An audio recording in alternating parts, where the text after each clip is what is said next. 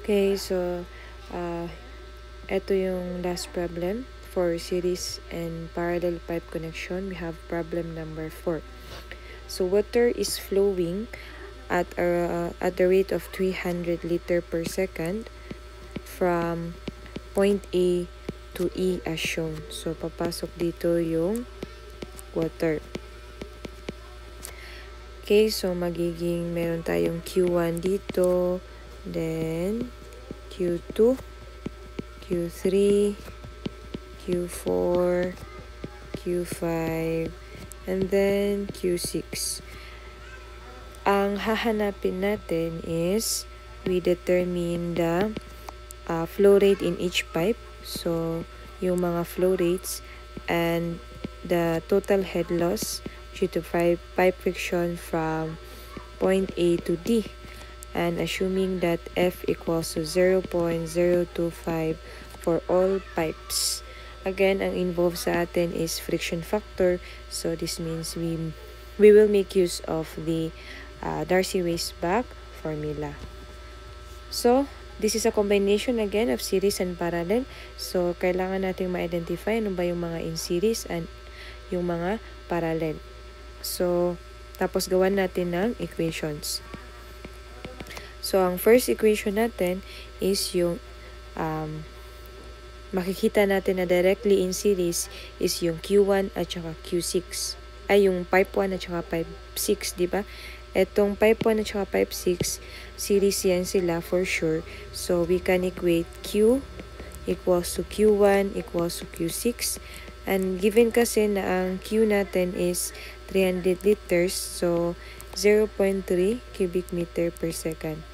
So, wala na sa isosolve natin yung Q1 at saka Q6. Ang natitira na lang is 4. Q2, Q3, Q4, and Q5. Okay, next. Mag-consider tayo ng certain junction muna.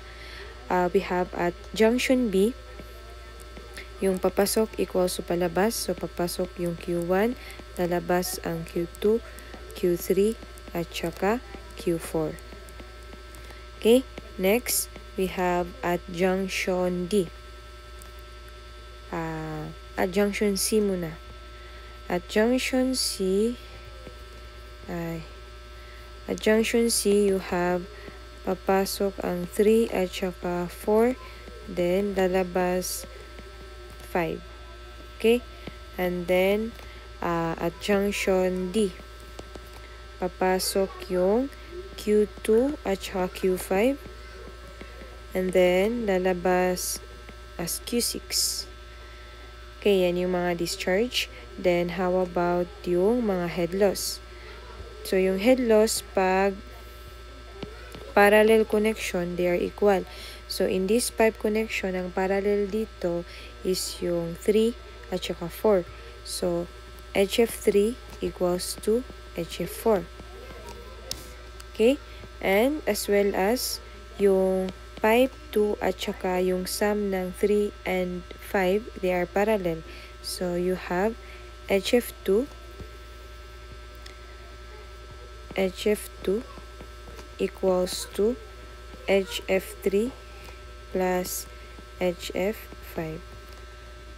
Okay, HF2 equals to HF3 plus HF5. And then we have the head loss from A to D is, ang equation natin mag-start sa HF1, then yung HF2, equal lang naman yan sa sum ng HF3 at saka HF5. So, isulat na lang natin as HF2. And then, lastly, in series dyan ang ating pipe 6. So, HF6. So, I hope you understand na how these equations are being determined. Na-discuss natin to in the concept. Okay, so after determining these equations, let us now create another sets of equation using the Darcy-Weisbach formula. Okay, so ano yun ulit? HF equals to 0.0826 FLQ squared over D5. So, marami to class na i-solve natin. So, para mas madali yung i-calculate, why not isulat na lang natin to as ang F natin is constant naman for all pipes. So, ilagay na natin dito. Then, yung length class, gawin natin alpha. And then, or A. Then, yung Q gawin natin B. And then, yung diameter gawin natin C. So, bale, using this table, tingnan nyo lang yung ano yung mga appropriate values. I-input natin to sa calculator and then, before we press equals, i-press muna natin yung solve or calc ba. Tingnan nyo lang sa calculator nyo, then tatanungin ka ano yung value ng A. So, i-input nyo yung A nyo as the length. And then, ano yung value ng B. So, that is the discharge or Q. So, if may given na value ng Q, which is meron for Q1 and Q6, ilagay ninyo. If wala, so equate nyo na lang ng 1 para ang makuha nyo is HF in terms of Q. Okay? So, yung Q gawin nyo munang 1 and then C naman, that is for the diameter. So, lahat naman given ang diameter dito. Okay? So, yun ang gagawin natin para hindi na tayo pa ulit-ulit mag-input sa calculator. So, I hope you are doing it also. So, mag-start tayo sa HF1. Okay, sa HF1, input lang natin na ang L is 300, ang Q is 0.03, 0.3, and then ang diameter is 0.45. Okay, so lalabas na HF1 is 3.0215 meter. Okay, so next HF2, ang kanyang length is 1.5. Walang given na discharge for Q2, gawin yung 1 muna. And then, diameter niya is 300, so 0.3. So, ang lalabas, 1, 2, wait lang 1, 5, 1, and then ang C natin, 0.3, 1, 2, 7, 4. Ang lumabas is 1274.69.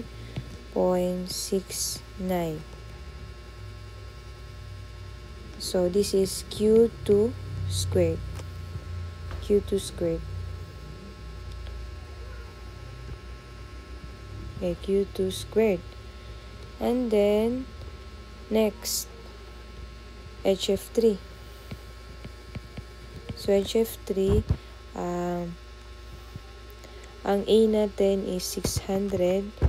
Ang B natin, walang Q3 muna, so 1. And then, ang diameter natin is Q3 to, pipe 3 to, no? So, 0.25. So, ang lumabas is 1268.736. So, Q3 squared. Okay, moving on, we have HF4. So, ang length natin is 600. Ang Q, wala mo na 1. And then, diameter na 0.2. So, you will have 3871.875.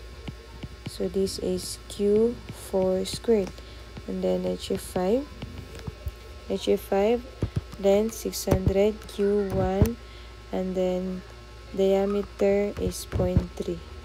So, you have 509.87877. So, Q to the 5 square. And then, HF6. So, ang A natin or ang length is 400. Q, meron yan 0.3. And then, diameter na 0.4. So, you will have 4.0287. Wala na yung Q kasi gisubstitute natin yung Q6. So, yan, lumabas na sila. Then, we will make use of this one para makuha natin yung mga hinahanap. So, first is, ang gamitin natin is, merong different ways how to do this. This is just one of the ways. You may have your own version or mas ma-shortcut pa na version. But, ito yung ipapakita ko na one of the solutions. So, ang gagamitin ko is ito munang HF3 equals to HF4. So, equate ko yan. So, saan ba maganda isulat? Dito na lang sa baba. So, HF3 equals to HF4. So, magiging 1268.736 Q3 squared. Equate natin sa 3871.875 Q4 squared. So, mangyayari, simplify natin yan. Square root. So, square root of 1268.736 equals to 35.619. So, Q3.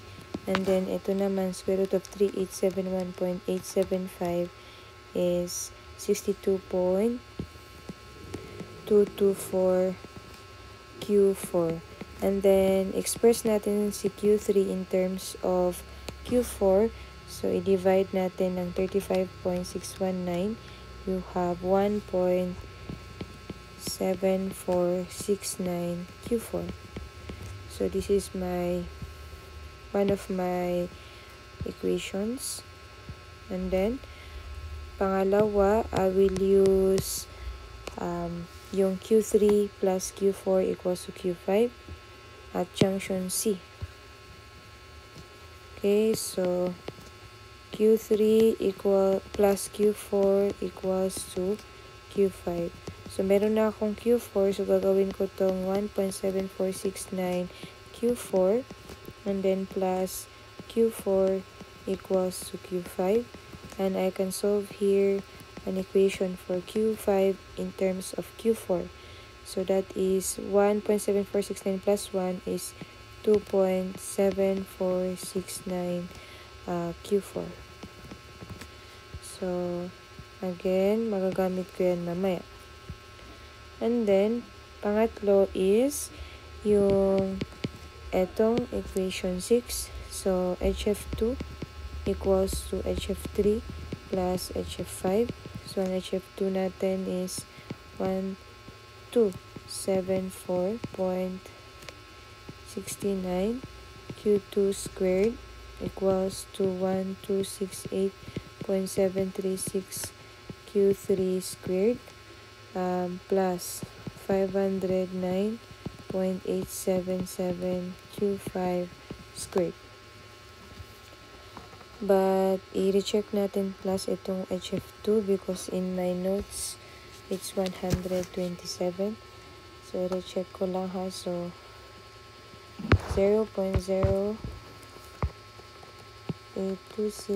times 0.025 times length. Length ni pipe 1 is 300. Q na 0.3 squared. Diameter 0.45.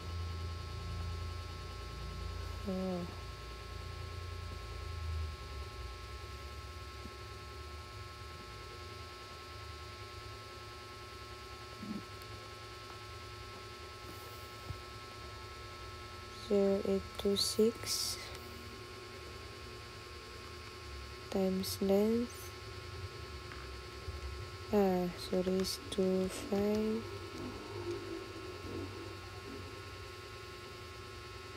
HF2 pala. Ang length ng pipe 2 is 1.5. Diameter niya is 300.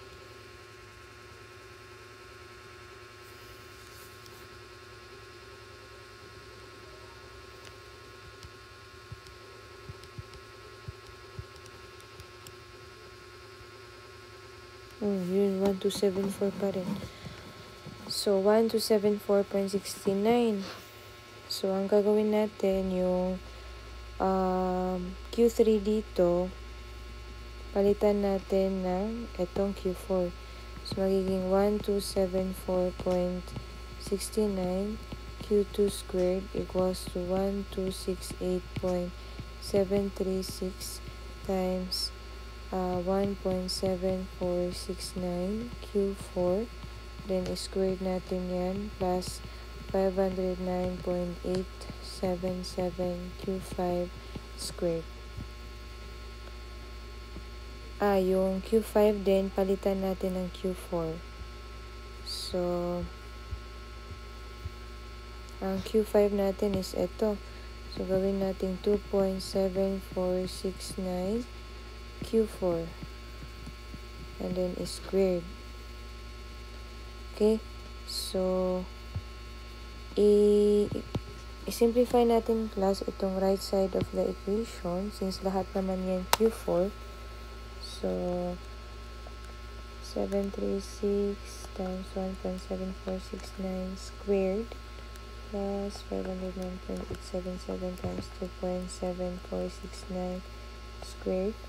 Yung right side of the equation will be 7719 Q to the 4 squared. Tapos ito, 0.69 Q2 squared. Then, makuha natin yung Q2. Square root muna natin to. So, square root of 1274.69 35.7. Then, ito kay 87.858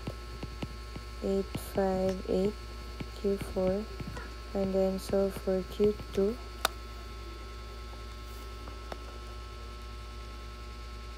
Okay, so you have 2.4608 Q4. Okay, so, ang ginawa natin yung Q3, Q5, at saka Q2, in-express natin lahat in terms of Q4. Then, magagamit natin to in using equation number 2. Yung equation na yan. Okay, so meron na tayong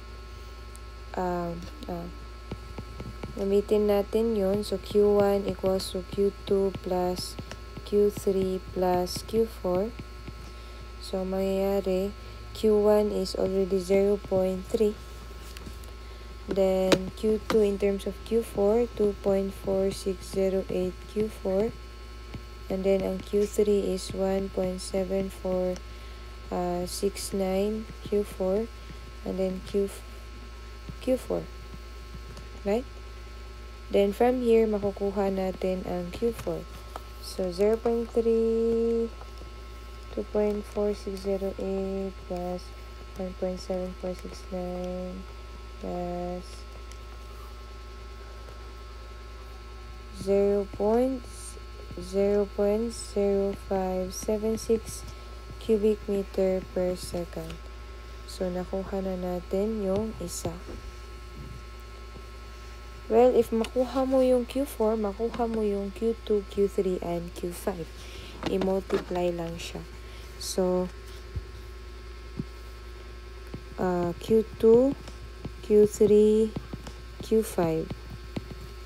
So, multiply natin plus using your calculator. Yung Q2 is equals to 0.14